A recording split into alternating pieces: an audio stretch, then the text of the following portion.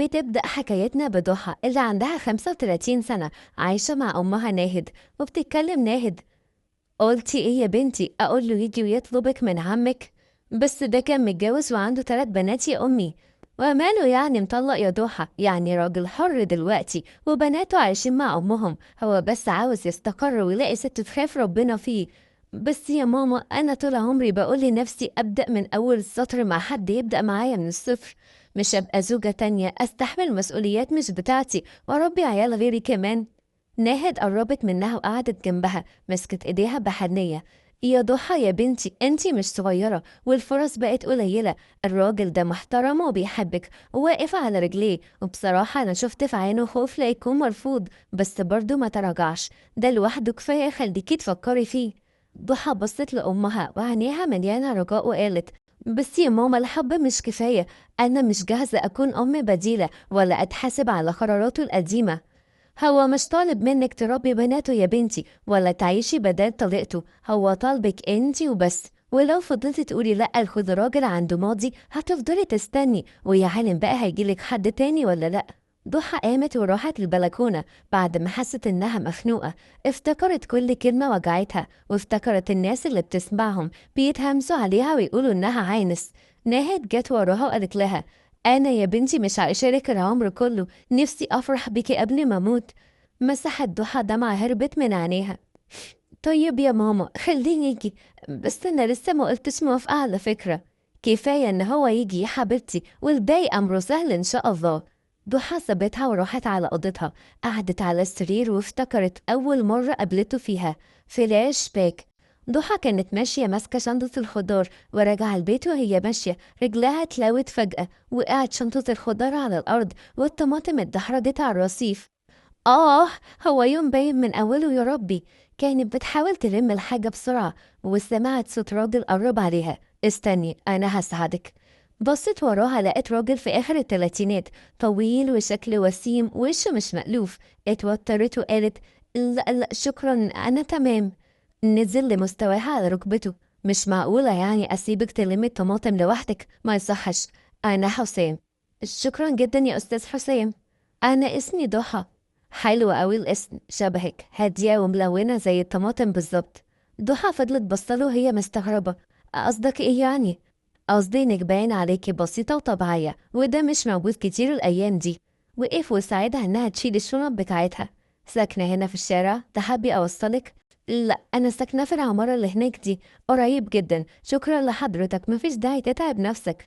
كانت هتمشي بس حسام اتكلم: بالمناسبة أنا بقى المهندس المسؤول عن العمارة دي، يعني هبقى موجود هنا كل يوم. هزت راسها ومشيت. حسام وقف متابعها من بعيد. باك. رجعت من ذكرياتها على صوت تليفونها اللي بيرن، وكانت دعاء صاحبتها. ضحى ردت ودعاء قالت: ايوه يا عم ليكي حق ما ترديش، ما انتي خلاص مش هتبقي سنجل، وانا بقى شكلي اللي هفضل كده لغايه ما تحنطوني. لا ما تقلقيش يا حبيبتي، انا مش هسيبك يا دعاء، ويا نعيش سناجل سوا يا نتجوز برضو سوا. انتي عبيطه يا بت ولا ايه يا ضحى؟ اوعي تكوني رفضتي حسام نصار، امك قالت لي ان هو متقدم لك. بصراحه كده يا دعاء بفكر ارفضه. اسمعي مني يا ضحى، فرصتنا في الجواز قلت، ولو ما وافقتيش على الدوت مش هيجيلي غيره يا حبيبتي، هقعدي معاه وشوفيه يمكن يطلع كويس. ضحى سرحت في كلامها وحست انها فعلا عندها حق.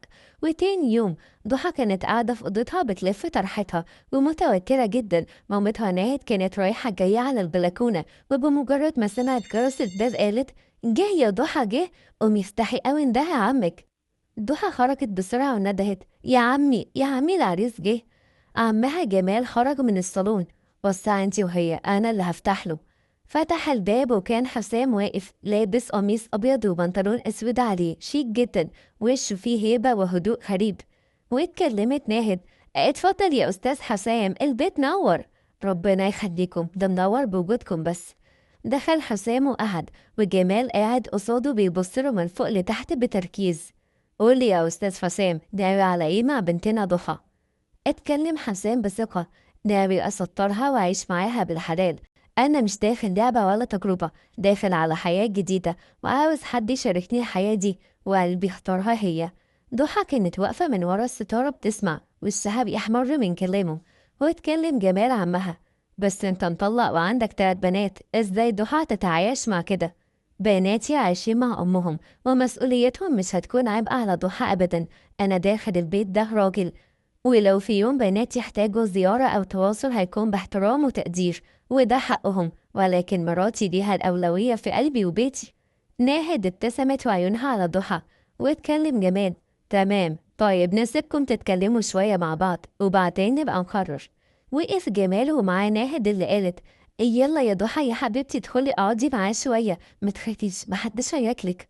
دخلت ضحى وهي مكسوفة، قعدت على طرف الكرسي اللي كان بينهم ترابيزة صغيرة، وساد الصمت لحظة. وحسام بيتكلم: أنا كنت خايفة أجيلكم وخايفة أترفض، بس بصراحة كنت هزعل أكتر لو ما حاولتش.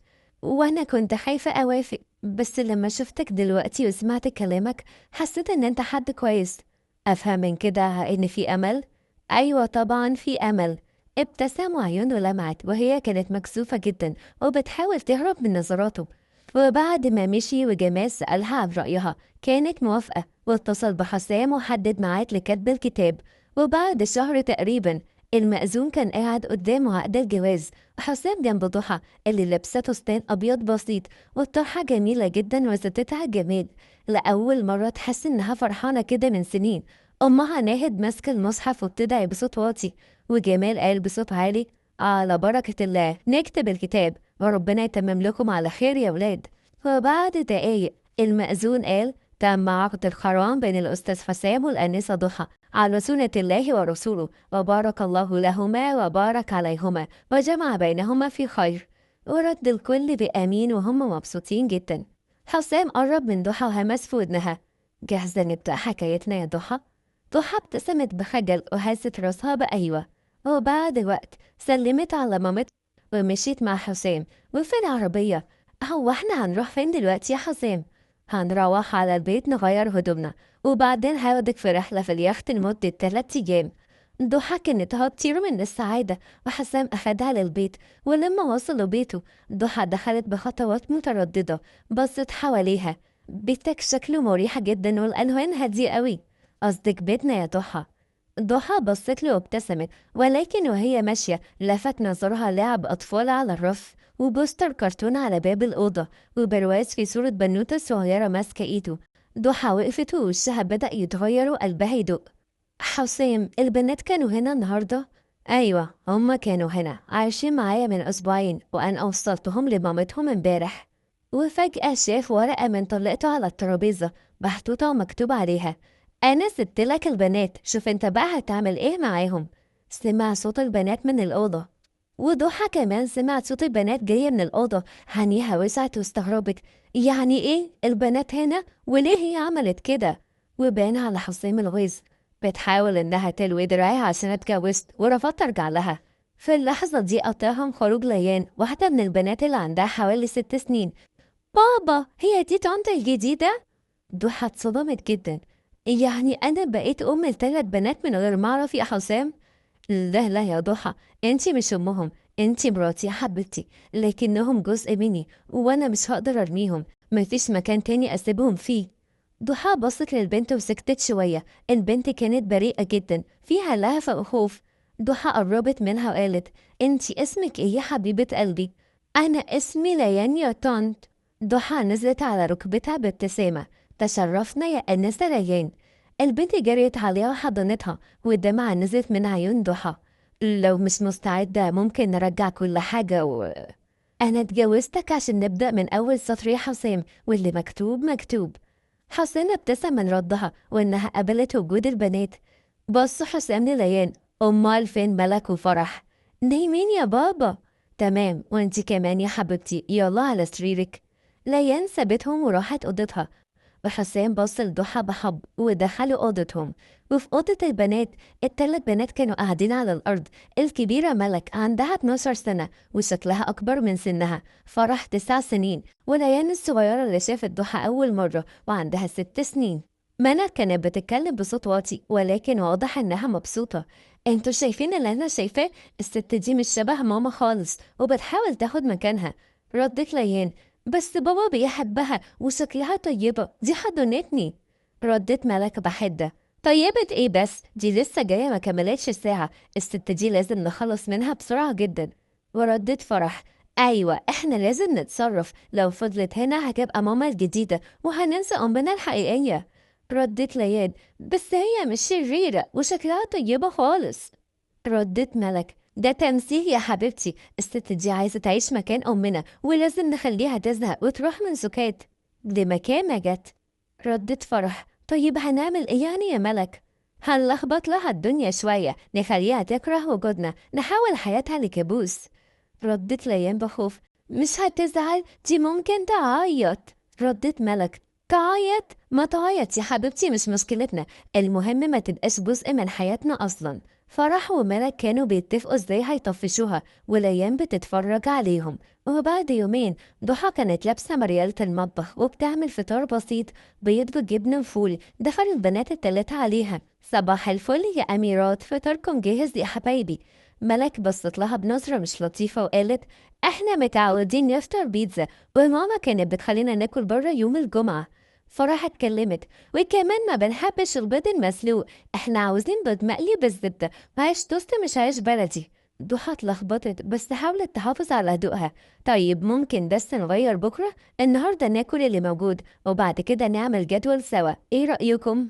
ردت ملك: رأينا ان انتي مش فاهمة حاجة، دي مش طريقة ماما. وانا مش جاية ابقى مامتكم يا حبيبتي، انا جاية اكون جنبكم لو انتوا قبلتوني. ملك سكتت وهي بتكتم غيظها واخدت اخواتها وقالت وهي خارجة: يلا يا بنات بلاش ناكل، خلي طنط ضحى تاكل لوحدها. وضحى فضلت واقفة وقلبها وجعها، بس وشها فضل هادي. بصت للأطباء وقالت بهمس: الموضوع مش سهل أبدا، بس أنا مش ههرب.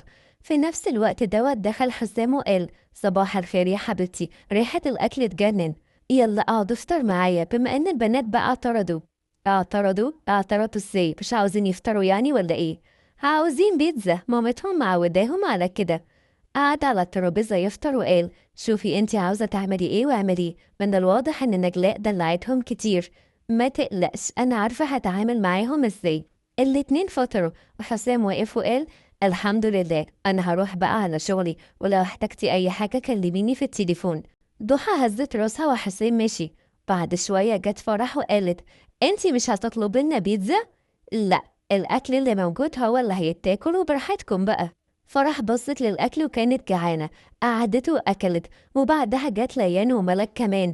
ضحى ابتسمت وهي بتبص لهم، يظهر إنها هتتعب قوي عشان تراود التلات قطط دول. بعد شوية جرس الباب رن وكانت ناهد. وضحى قالت: اتفضلي يا ماما، حمد لله على السلامة. ناهد دخلت وقالت: أنا جيت أتكلم معاكي يا حبيبتي لوحدنا، هو حسام هنا؟ لا يا ماما، نزل الشغل، هو في حاجة ولا إيه؟ قوليلي يا روحي، عاملة إيه مع البنات وهم عاملين إيه معاكي؟ بصراحة يا ماما المسؤولية صعبة، فجأة بدل ما تكوني عروسة كده واتدلع وابقى حلوة وشايفة نفسي، لقيت تلات بنات ملزومين مني وفوقهم باباهم كمان. وليه ما تقوليش يا بنتي إن ربنا عوضك بيهم؟ يمكن لو كنتي قابلتي حسام من زمان كان زمانك أمهم. ضحى سكتت وناهد قالت: أنا عارفة إن هو موقف صعب عليكي، بس هما ملهمش ذنب، أمهم اتخلت عنهم، بلاش انتي كمان تعملي كده. ضحى هزت راسها ولما فكرت لقيت إن ناهد كان كلامها مظبوط. وفات شهر تقريبا. ضحى كانت بتحاول توازن بين علاقتها بحسام والبنات. ضحى كانت واقفة وبتلم أطباق العشاء لسه منتهيين من الأكل، وحسام قاعد باين عليه مشغول وسرحان. مالك يا حسام ساكت كده ليه؟ مش على بعضك يعني من أول اليوم؟ حسام اتنهد بحزن وقال: كنت مستني البنات يناموا عشان أقولك. ايه بس؟ ايه اللي حصل؟ في حاجة حصلت ولا ايه؟ للأسف جالي نقل من الشركة، فتحوا فرع جديد في شرم الشيخ، والمدير عايزني هناك استلم الإدارة. ايه؟ شرم الشيخ؟ يعني سفر وسكن تاني؟ ايوه، والسفر هيكون خلال اسبوع بالكتير. طيب وانا والبنات هنروح معاك؟ لا طبعا مش هينفع، المدارس هنا ولسه في نص الترم، وصعب انقلهم فجأة، خصوصا ان مفيش مدارس هناك مناسبة ليهم دلوقتي، وده اللي مخليني محتار جدا. طيب والعمل يا حسام هنعمل ايه؟ مفيش قدامي حل، أنا محتاجك تقعدي معاهم الفترة دي، تكوني معاهم كل يوم، تشوفي احتياجاتهم، دراستهم، أكلهم، تكون يومهم بجد. ضحى بصت له بخوف وتردد: لوحدي عامل كل ده؟ أنا مش بسيبهم لحد غريب، أنا بسيبهم معاكي انتي. انت الوحيدة اللي حسيت انهم ممكن يرتاحوا ليها، وعارف انهم صعبين، ولكن انت قدرتي تكسري فيهم حتى من الجدار اللي بنوه بينك وبينهم. بس يا حسام أنا لسه بتعلم، ولسه علاقتنا بتتبني، ومش عارفة إذا كنت هقدر أحتويهم صح ولا لأ. حسام قرب منها. عارفة إيه الفرق بينك وبين غيرك؟ إن انتي مش بتمثلي، وهم حاسين بده حتى لو بيقاوموا. ردت ضحى بتردد. طيب ولو حصل حاجة، لو تعبوا ولو رفضوا يسمعوا كلامي، أنا واثق إن انتي هتعرفي تتصرفي، وكل يوم هكلمهم وهكون جنبك حتى لو من بعيد، بس محتاجك تقفي وقفة قوية علشاني أنا يا حبيبتي. ضحى سكتت، وحسام واقف وركع على رجله قدامها وباس إيديها. أنا عارف إن من وقت ما اتجوزنا وانتي حياتك اتلخبطت، وكل اللي كنت وعدتك بيه ما قدرتش أنفذه، بس دول بناتي وأنا أب وما أقدرش أتخلى عنهم ولا أعمل زي أمهم ما عملت. ضحى حاولت تلطف الجو. طيب طالما هتبعتلي الصور بتاعت شرم والصور للبحر، أنا موافقة يا سيدي أتحمل البنات، بس بشرط تاخدنا معاك بقى في الأجازة. موافق طبعا يا حبيبة قلبي. وبعد أسبوع البنات كانوا قاعدين جنب بعض على الكنبة، وحسام قاعد قدامهم.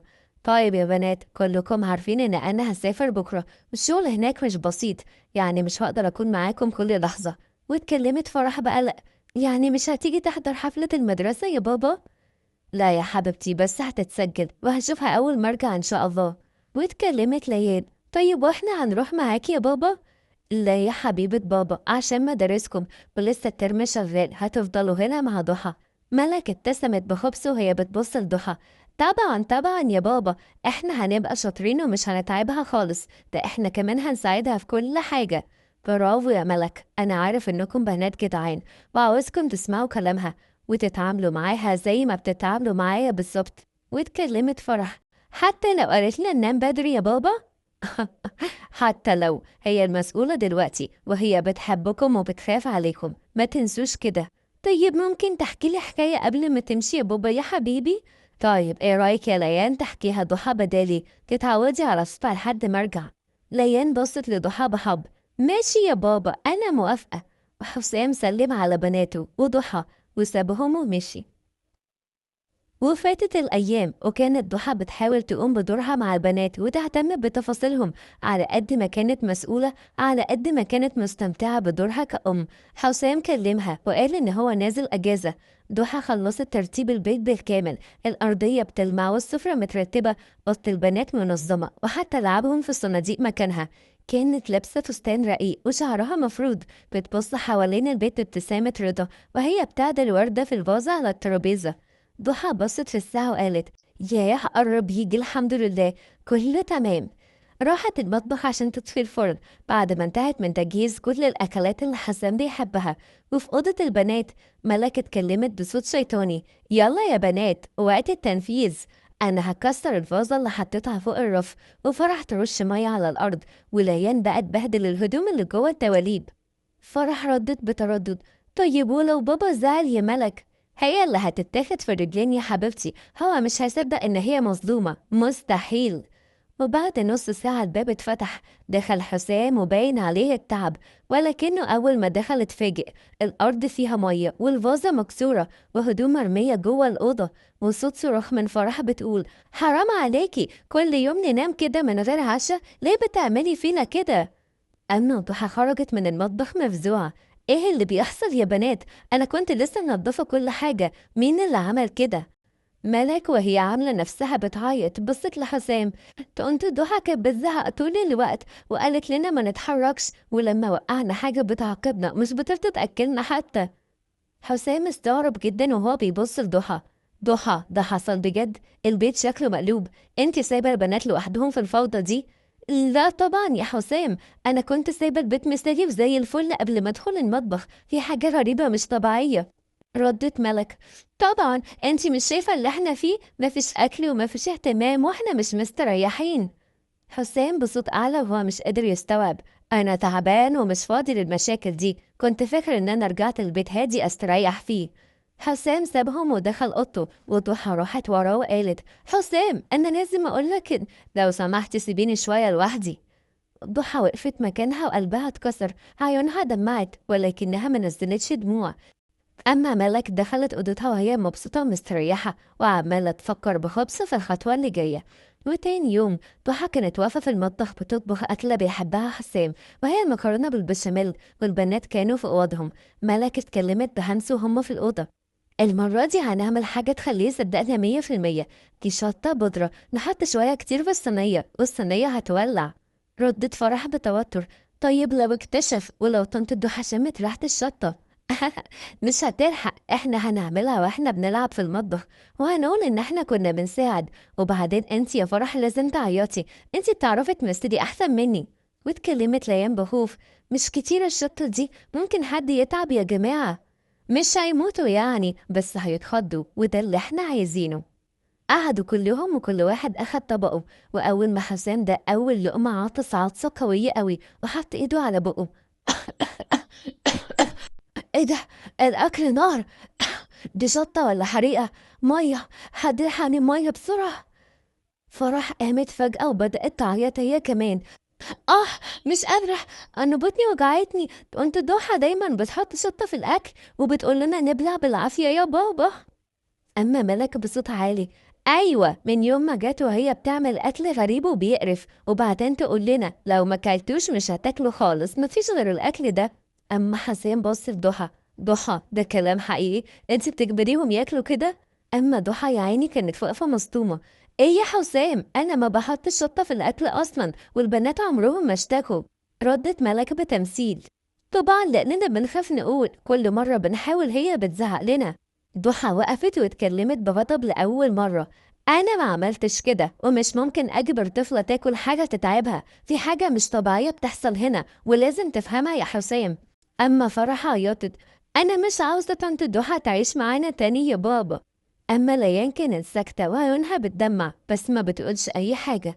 حسام وقف وبص لضحى ودخل أوضته غير هدومه وسابهم ومشي. أما ملك ابتسمت بخبث لكن ما أخدتش بالها من ليان اللي كانت واقفة بعيد وساكتة ووشها بدأ يتبدل.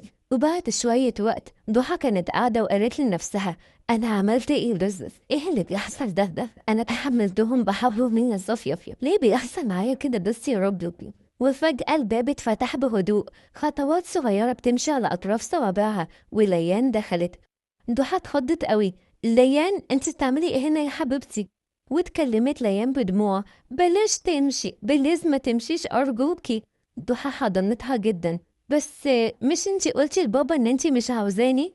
لا، انا ما قلتش كده، انا كنت خايفه اتكلم قدام ملك، بس انا بحبك، انتي طيبه قوي وبتضحكي لي وبتعملي لي شعري على طول، ماما عمرها ما كانت بتلعب معانا زيك كده. ضحى دموعها نزلت وهي بتحضنها اكتر: وانا كمان بحبك والله يا ليان، بس انا مش عارفه اعيش في بيت كله شك كده، وباباكي ما بقاش مصدقني في حاجه. انا هقول لبابا يا طنط، انا هحكي له على كل حاجه.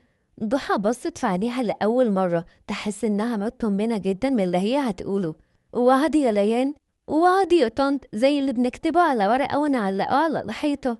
ضحكت ضحى وحضنت ليان جامد وغمضت عينيها وقالت: يبقى نكتب أول وعد بيني وبينك إن إحنا نكون فريق مع بعض. وبعد نص الليل في أوضة ملك البيت كان هادي، الكل كان نايم، بس ملك كانت سهرانة قاعدة في سريرها تحت البطانية بتبص في موبايل صغير مخبياه وبتتكلم وصوتها واطي جدا: ألو ماما، سامعاني؟ ردت عليها مامتها: أيوة يا ملك، الساعة 2 بالليل يا حبيبتي، انتي كويسة؟ الزفتة اللي عندك دي عملت لك حاجة؟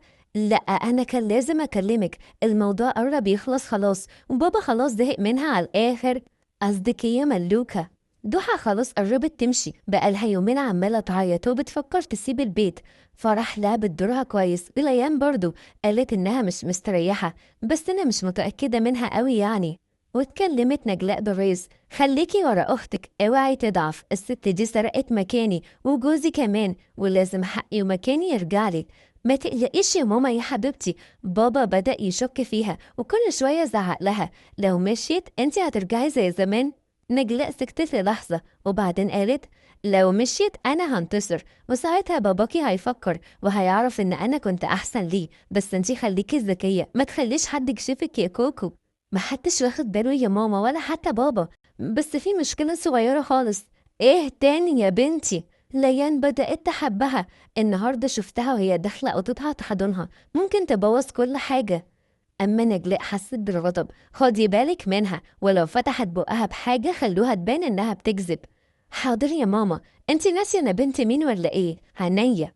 خلصت المكالمة وقفلت، ولكن محدش أخد باله إن ليان كانت واقفة ورا الباب. سمعت كل حاجة وعيونها بتدمع وهي راجعة بسرعة عن الأوضة وقلبها الصغير بيخبط من الخوف. وتاني يوم ضحى كانت قاعدة على طرف السرير، باين عليها مرهقة من السهر وعيونها وارمة من العياط، جواها وجع وحسرة.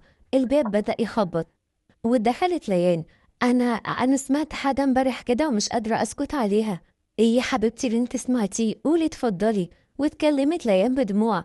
ملك كانت بتكلم مامي في التليفون وقالت لها انك خلاص هتمشي وان ماما هترجع مكانك، وماما قالت لها تخليني اكرهك عشان نبوظ كل حاجة. ضحى اتجمدت في مكانها ما بين الصدمة والحزن. يعني ايه؟ يعني كل اللي حصل ده كان متخطط له من مامتك؟ أنا آسفة يا طنط، أنا كنت بحبك من الأول بس خفت منهم، أنا غلطانة. ضحى حضنتها بقوة والدموع نازلة من عيونها، بس المرة دي مش ضعف، لأ لأ، دموع الوجع. خلاص يا ليان ما تعيطيش، أنا مش هسكت ومش همشي. اللي يتهاجم لازم يقف على رجله ويواجه. أنا وعدتك إن أنا مش همشي، بس برضو مش هسيب نفسي أكون ضحية لحد. يعني مش هتمشي يا طنط؟ لا مش همشي يا حبيبة طنط، لكن لازم أعرف كل الناس الحقيقة. حسام طلق أمكم ليه أصلا؟ ليه البنات شايلين جواهم كل الحقد ده؟ أنا هسأله ودلوقتي. وقفت وخرجت من الأوضة. كان حسام راجع من بره. وقفت ضحى قصاده. عاوزك في كلمتين يا حسام لو سمحت، كلمتين مهمين جدا. خير، حصل حاجة يا ضحى؟ حصل كتير، بس قبل ما اتكلم لازم اسمع منك حاجة. انت طلقت مراتك ليه؟ وايه اللي حصل بالظبط؟ حسام استغرب جدا. ضحى، ليه السؤال ده دلوقتي؟ علشان الحقيقة بتتسحب من تحت رجلي وانا لازم اعرف انا فين واقفة. انا مش لعبة ومش بديل لحد. لو انا داخلة حرب مش عارفة اطرافها يبقى من حقي اعرف مين اللي كان دخل فيها قبلي.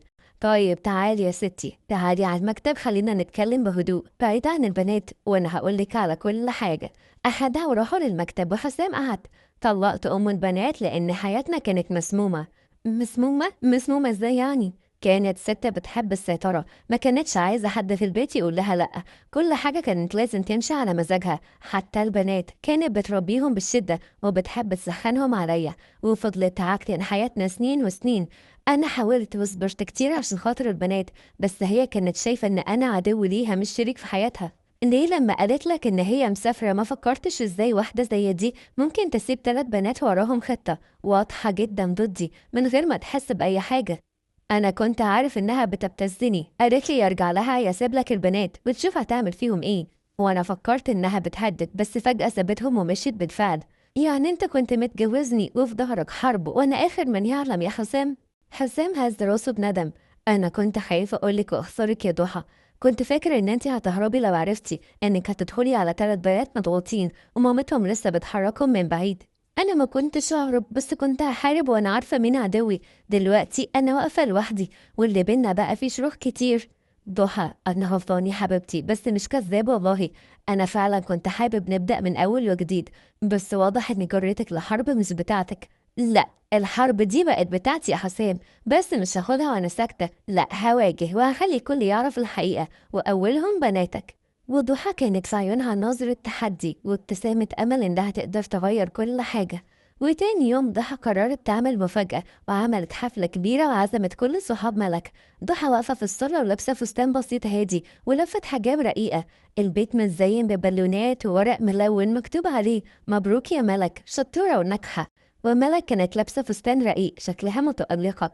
ملك كانت فرحانة وبتضحك وبتتكلم لأول مرة لحسام، وهو شايفها طفلة وسعيدة وفرحانة قوي. وبعد ما الكيك اتقطع وضحى قالت بصوت عالي: يا جماعة لحظة كده، عاوزة أقول كلمتين. هنا الكل سكت وملك بصت لها كأنها متفاجئة. مبروك يا ملك، تعبك ومذاكرتك طلعوا نتيجة جميلة قوي واحنا فخورين بيكي. ملك ابتسمت وهي مكسوفة. شكرا ليكي يا طنط. وشكرا ليكي انتي بالذات عشان عملتي لي حفلة حلوة قوي محدش عمره يعملها لي.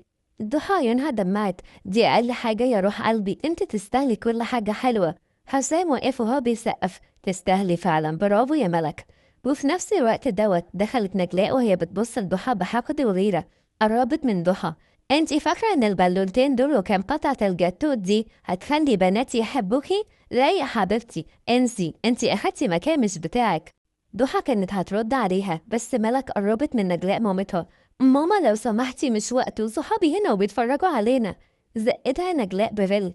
اوعي كده، بلاش غباء، خليني اكمل كلامي الاول اللي انا جيت علشانه. ملك حطت ايديها على وشها وجريت تعيط في اوضتها، وحسين مسك نجلاء من دراعها بقوة. اطلعي بره، كفاية بقى لحد كده. انتي بغبائك ده ضيعتي كل حاجة حلوة من ايدك.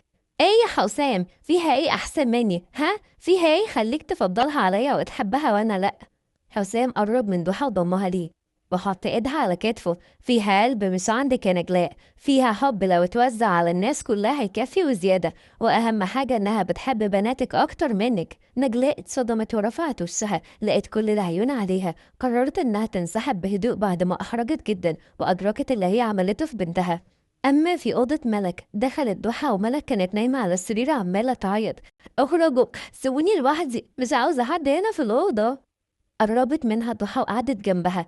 انتي من حقك تعيطي يا حبيبتي وتعبري عن مشاعرك بالطريقة اللي تحبيها، بس مش النهاردة، لأن احنا مش كل يوم عندنا حفلة لبنوتة جميلة زيك كده. ملك وقفت عياط وبصت لها. انتي ازاي كده يا طنط؟ كل مرة بتتوجعي وتتكسري بنلاقيكي أقوى من المرة اللي قبلها. عشان اللي شفته معاكم هنا يا حبايبي ما يجيش حاجة من اللي أنا عشته زمان. ليه؟ هو انتي كنتي عشتي ايه؟ اوعي تكوني عندك مرات اب وكانت بتعاملك بقسوة. لا مش كده يا حبيبتي، المهم هحكي لك الحكاية دي بس مش دلوقتي، يلا بينا نخرج للضيوف اللي مستنيينك بره. ابتسمت ملك ووقفت وظبطت لها شعرها والاتنين خرجوا على بره. وتاني يوم حسام كان قاعد بيشرب شاي، وفرح قاعدة على الكرسي قدامه ماسكة ورق مطبوع عليه شعار النادي الرياضي. واتكلمت فرح بحماس. بابا أنا عايزة أقدم في النادي ده، ونبدأ من الأسبوع اللي جاي، عاوزة ألعب كرة قدم. حسام رفع حاجبه باستغراب. كورة يا فرح وقدم كمان؟ ده لعب ولاد يا حبيبتي، انتي بنت. وماله يعني، في بنات كتيرة بيلعبوا، دي رياضة مش عيب. أنا بحبها وبلعبها كويس كمان. طيب وهنلاقيكي في ماتشات في التلفزيون بعد كده ولا ايه؟ وهجيب جون كمان، وهكتب على التيشيرت بتاعي فرح حسام، بشحن من مو صلاح كمان يا بابا. في نفس الوقت دوت ضحى دخلت وسمعت كلامهم. وهي كده هتبقى اشهر منه كمان على فكرة يا حسام، انا متأكدة دي بتلعب حلو قوي، وافق بقى عشان خاطرنا. حسام بص لفرح وقال. طيب لو وعدتيني ان انت تهتمي بدراستك انا موافق، بس اول ما تسيب المذاكرة النادي ده تنسيه خالص. وعد وعد وعد يا بابا، احسن بابا في الدنيا. حسام شالها وحضنها. احسن بنت في الدنيا يا حبيبة قلبي يا فرح. وجت ليان وقالت له يا سلام، ما انا ايه بقى يا بابا. ضحى قربت منها وشالتها. انتي اجمل بنوتة في الدنيا كلها. كلهم ضحكوا وكانوا مبسوطين جدا. وفات شهر تاني مفيش جديد، علاقة ضحى والبنات اتحسنت قوي. ضحى كانت قاعدة في الصالة وملك قاعدة بتساعدها في تطبيق الهدوم، وفرح بتكتب واجبها وبتسألها كل شوية، وليان ساندة على كتفها وبتحكي لها عن المدرسة. ضحى ضحكت وقالت. وبعدين قالت لك ممنوع الجيلي في المدرسة؟ طيب وايه المشكلة يعني طالما بتاكليه وقت البريك؟ ردت ليان. لا ما انا مش بستنى للبريك اصلا، وكلته وهي بتشرح درس العربي. لا فعلا عندها حق، بس برضه احنا لازم نشوف حل بقى للموضوع ده يا ليونتي حبيبتي. ملك بصت لضحى بحب. بصراحة يا طنط انا مش عارفة انا كنت بفكر ازاي زمان، انتي احسن حاجة حصلت لنا بصراحة. وانا كمان مبسوطة اني معاكم يا ملك، مش بس مرات باباكم، انا بقيت منكم، بقينا صحابي يا حبايبي. وفجأة صوت جرس الباب بيرن، وكانت ضحى هتقوم بس حسام جه من جوه وفتح. ولما فتح اتفاجئ لما شاف نجلاء ام البنات لابسه شيك جدا وحاطه ميك اب كامل، شايله شنطه وقالت مساء الخير، انا جيت اشوف بناتي. حسام كان متفاجئ بمجيتها. نجلاء كده من غير ما تقولي؟ دول بناتي يا حسام واشتقت لهم، بصراحة كده قررت اخدهم معايا الفترة الجاية، اشوف شغلي هناك ويعيشوا معايا شوية، كفاية بعضهم عني الفترة اللي فاتت دي. والبنات كانوا واقفين ومصدومين. ضحى وقفت وراهم ومش بتتكلم، بس واقفة وراهم كأنها سنداهم. نجلاء قربت منهم. يلا يا بنات لموا حاجاتكم، ماما جاية تاخدكم البيت. واتكلمت ملك. لا يا ماما مش هنتحرك من هنا. نعم انتي بتقولي ايه يا ملك؟ وردت فرح. مش عاوزين نمشي، احنا عايشين مرتاحين، وطنط ضحى بتحبنا وبتخاف علينا. واتكلمت ليان بدموع. انتي سبتينا ومشيتي، لكن هي فضلت معانا، حضنتنا وطبخت لنا وساعدتنا في المذاكرة، حتى وهي بتعيط كانت بتضحك معانا. واتكلمت نجلاء بعصبية. يعني خلاص واحدة غريبة خدت مكاني، ازاي تقدر تضحك عليكم بالطريقة دي؟ واتكلمت ملك.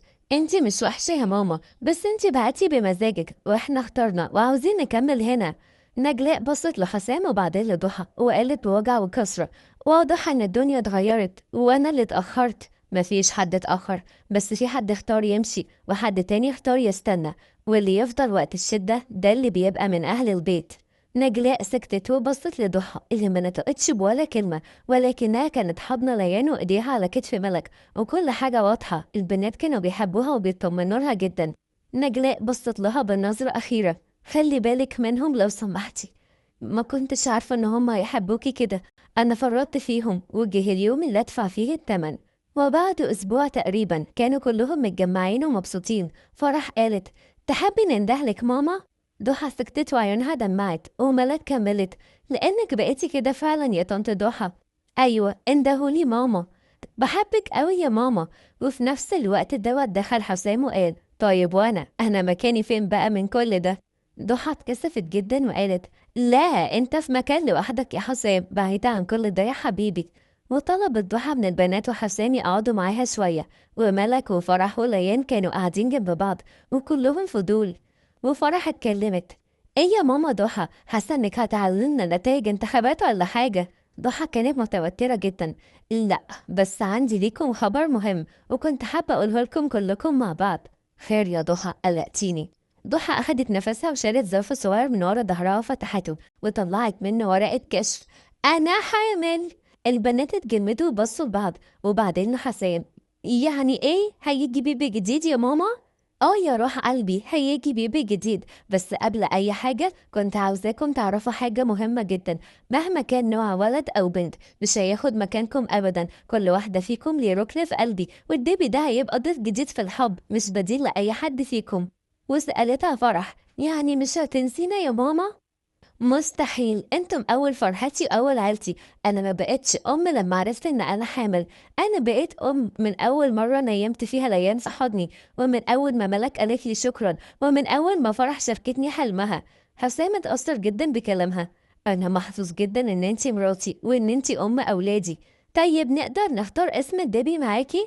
ايوه طبعا، بس بشرط انكم تفضلوا تحبوني زي ما انا بحبكم، وتبقوا اخواته اللي هتسندوه طول عمره. احنا هنكون عصابة تحميه من اي حد يضايقه، ما تقلقيش يا ماما. يبقى انا مش محتاجة اي حاجة تانية في الدنيا، العيلة كده خلاص اكتملت.